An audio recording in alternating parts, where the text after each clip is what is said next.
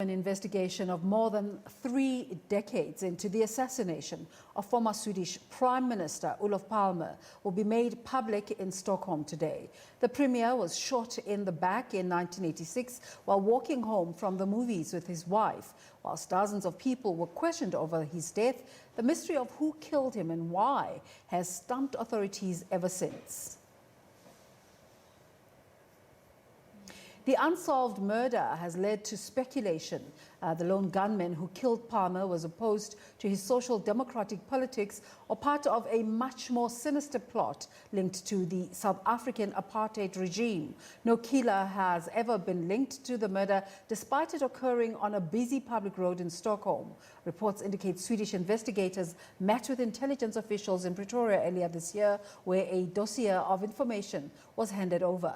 Speculation around the South African connection was fueled by Palme's support for the ANC and his efforts against the apartheid regime, but there's been no concrete proof to date to back up these sentiments.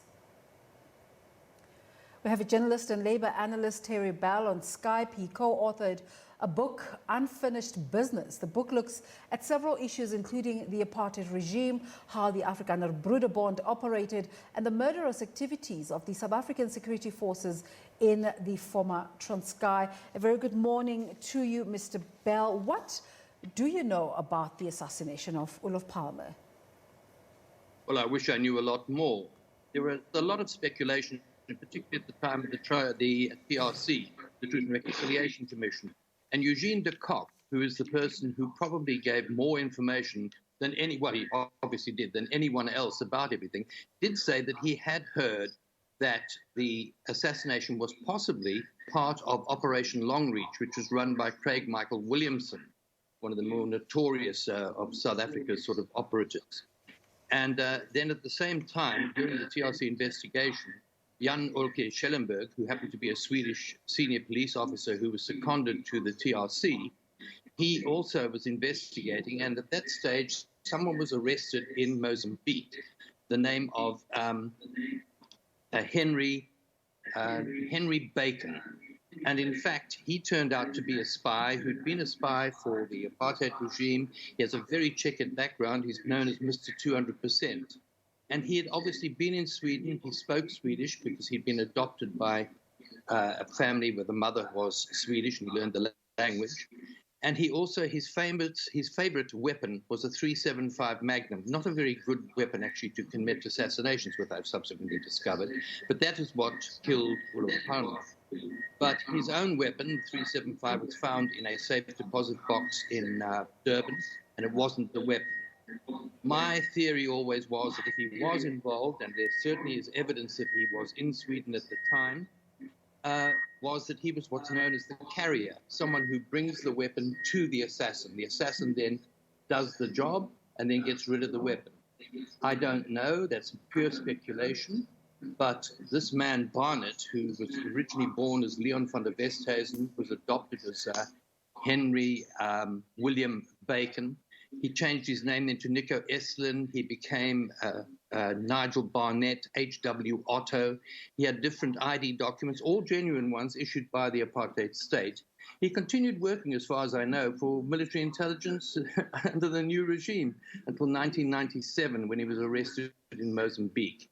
And that's when they discovered all these documents and the link to Sweden, which linked possibly him to the assassination of Olof Palme. And then, of course, Eugene de Kock said he didn't know who'd done it, but he did know that a couple of people who were associated with Craig Williamson, a man called Leonsones and his wife Cindy, he said they know about it, but they, of course, never called and never gave evidence.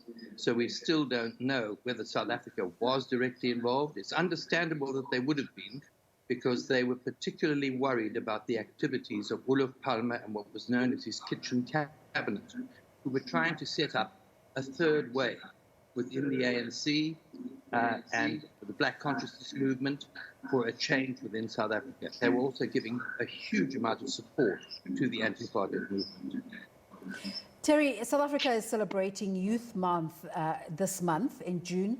Just for the benefit of the young people, give us context in terms of why Olof Palme's social democratic values were important and what his interactions were with the African National Congress, to the extent that he was posthumously awarded the Order of the Companions of OR Tambo in gold for his exceptional contribution to the struggle against apartheid and for a just world. Why was Olof Palme important to South Africa? Well, vitally important, because the point was that Sweden put in an extraordinary amount of revenue in terms of support, and material support, financial support. They also sponsored, through a man called Ericsson, the International University Exchange Fund, which channeled lots of money to South Africa, a lot of which was actually stolen by an outfit set up by Craig Williamson through an outfit called the Danish Bakery in Small Street in Johannesburg. That's all a long, involved story. But they poured in all sorts of support on the basis of South Africa had to change, we needed a non-racial regime, and in fact, they could play the central role. You see, the point is that prior to this, the only people who had supported the ANC in its struggle, and the PAC for that matter, were the East, the Soviet Union, and in the case of PAC, China. So with the Swedes coming in, the Americans couldn't condemn that as being a communist thing, and nor could the South African government. And the other side could not say that either.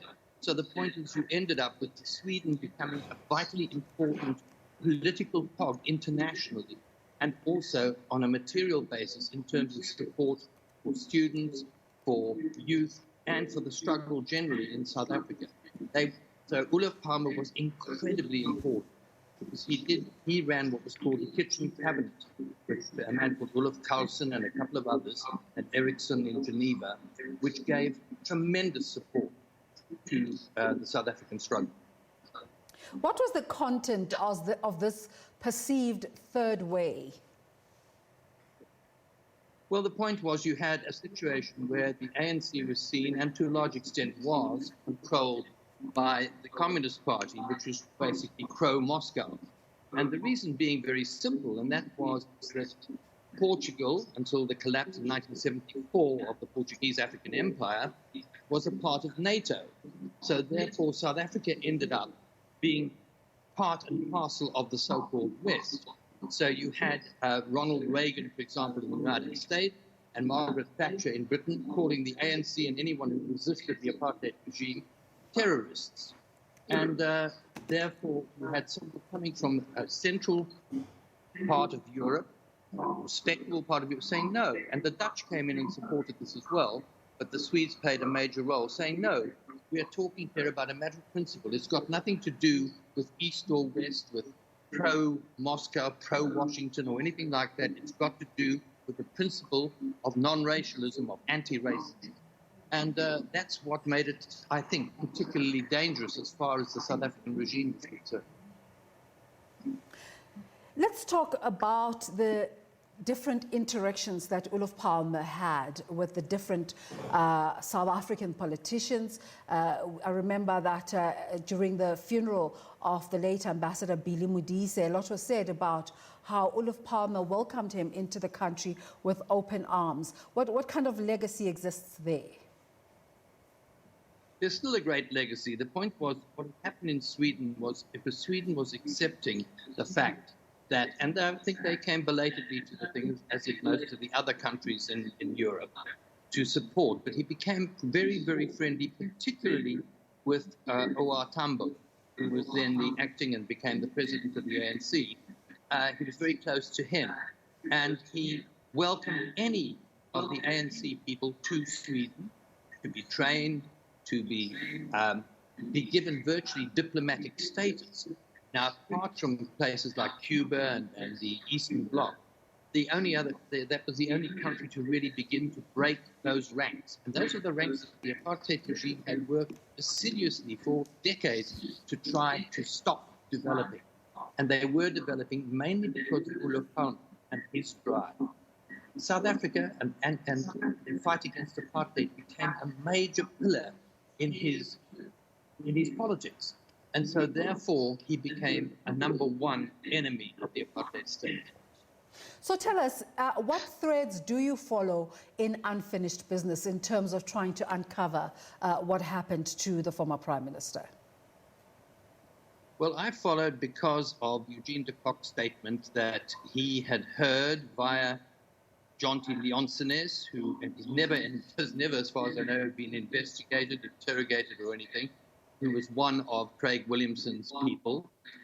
He said that Jonty and Cindy Leonsenes knew something about this, and he thought that therefore Craig Williamson and Operation Longreach, which Williamson ran, this is the business where, for example, they murdered Jeanette Schoen and her daughter in Angola, Ruth First, by sending parcel bombs.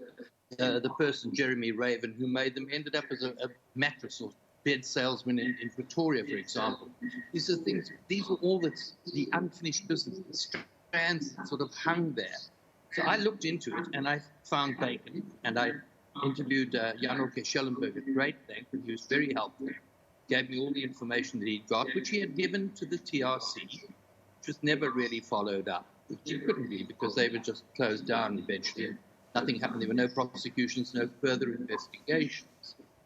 So I looked into this, and I thought Bacon initially I thought might have been the assassin, until I started reading up more about how assassinations are conducted and that sort of thing, and realized that he was possibly, if he was involved, and he certainly had been there at the time when he denied having been there, snow on his shoes, etc. It's a long story, but he was in and out of Sweden.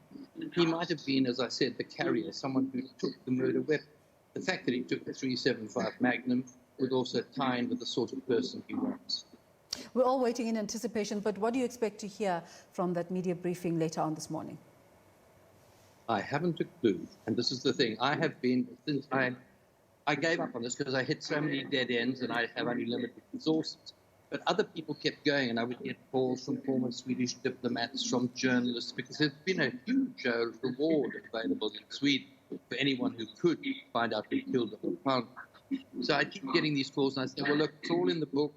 Camisa was the investigation head of the PRC, and he provided me with all the information they had. I spoke to Jan-Åke Schellenberg, give them his contacts as well. And I still get calls, and the last one was actually from another journalist friend of mine yesterday to say, oh, it looks as though they may have made a breakthrough. It's one of these official investigation teams within the government. And we're going to hear tomorrow at 9:30. He gave me a YouTube link, which I wanted to see to find out what was coming. It could well be another cover-up. There have been a number of cover-ups just to try and bury this thing once and for all. The point was that Palme was both loved to a tremendous degree and hated to the same degree. So it's a divisive thing within Sweden as well, and it's something that has to be put to rest, because you don't go around shooting prime ministers, heads of state, and particularly in a country like Sweden, where, for example, he was just walking down the street from the cinema like an ordinary person. I mean, there are no bodyguards or that sort of thing. So it brought Sweden into the world of assassination, of undercover, of the need for bodyguards, which is the last thing they wanted. So this has to be resolved. Hopefully, they will come up with some really new information and perhaps pinpoint who did it and why. Terry Bell, thank you so much for talking to us this morning. It's a pleasure. Terry Bell is the co-author of the book Unfinished Business.